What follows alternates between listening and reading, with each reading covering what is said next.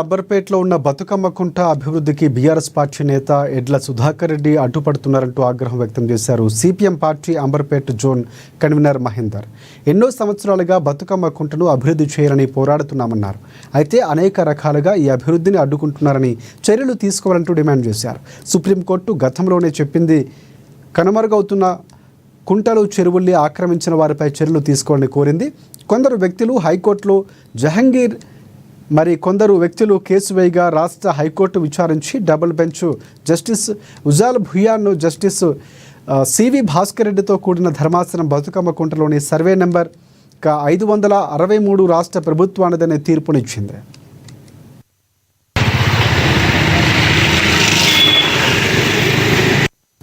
Sudhakar Reddy high court, civil court అనేక పిటిషన్లు కొట్టివేసింది. ఇక ఈ భూమికి సుధాకర్ రెడ్డికి ఎలాంటి సంబంధం లేదని చెప్పిందని, అయినప్పటికీ సుధాకర్ రెడ్డి కోర్టు సమయాన్ని వృధా చేస్తున్నందుకు అతనిపై కోర్టు ధిక్కరణ కేసు నమోదు చేసి చర్యలు తీసుకోవాలని 2003 నుంచి 25 వరకు బతుకమ్మ కుంట చెరువుని మట్టితో పూడ్చినందుకు అతనిపై అనేక కేసులు అంబర్పేట పోలీస్ స్టేషన్లో అనేక కేసులు ఉన్నాయని ఆ కేసులు విచారించాలి.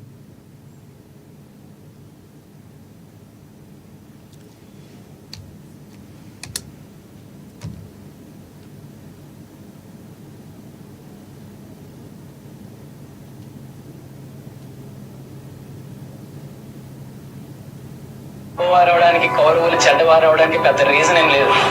శ్రీకృష్ణుడు కూడా కాదు, సింపుల్. కుంతీదేవి పాండవుల్ని దగ్గరుండి పెంచింది. గాంధారి కళ్ళ గంతలు కట్టుకుని పిల్లల యొక్క సంరక్షణ చెల్లిగత్తలుగా చెప్పింది. సేమ్ వే ఈ కాలం పెళ్ళిన ఆడపిల్లలు కూడా జాబులు చేయడం, పిల్లల్ని ప్లే స్కూల్లో పడేయడం, ఇంటికి రాగానే ఐప్యాడ్ ఐఫోన్ ఇవ్వడం, అండ్ దీనికి వీళ్ళు సెల్ఫ్ డిపెండెంట్ ఒక ట్యాగ్ లైన్ ఇచ్చుకోవడం. ఇది సెల్ఫ్ డిపెండెంట్ కాదు, డిటాచ్మెంట్. తల్లిగా నీ మెయిన్ ఆబ్జెక్టివ్ ఏంటి? To shape the society. రేపు పొద్దున ఒక సొసైటీలో ఒక పిల్లడు వెళ్తే వాడి నాన్న గురించి తెలుసుకోవడానికి మీ నాన్న ఏం చేస్తాడు, ఏం సంపాదిస్తాడని అడిగి తెలుసుకుంటారు. కానీ వాడు వేసుకున్న బట్ట, మాట్లాడే మాట, వ్యవహరించే తీరుని బట్టి వాడి తల్లి ఎవరో చెప్పేస్తారు. కానీ మన అక్క చెల్లెలు మాత్రం చివరిగాలను తయారు చేయడంలో బిజీ అయిపోయారు. ఇవాళ నువ్వు నీ కొడుకు యొక్క క్యారెక్టర్ షేప్ చేయకపోతే రేపు పొద్దున వాడి ఫ్యూచర్ ఇంకొకరు కంట్రోల్ చేస్తారు. పాండవులు ముందు ఇంటికి రాగానే భర్త చేయాల్సిన పని ఏమిటంటే, ఆఫీసు నుంచి ఇంటికి రాగానే భార్య ఉద్యోగం చేస్తున్నా సరే చెయ్యకపోయినా సరే, బాగున్నావా, ఆరోగ్యం అది బాగుందా, మధ్యాహ్నం తిన్నావా, సరిగ్గా తిన్నావా, ఆవిడ తిన్నా సరే అడగా, అది లెక్క. A few moments later.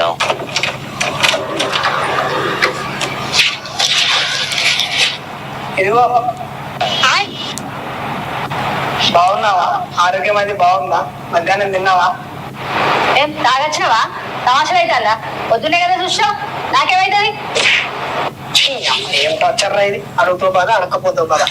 నేను ఈ ప్రపంచాన్ని వదిలి వెళ్ళిపోదాం అనుకుంటున్నా.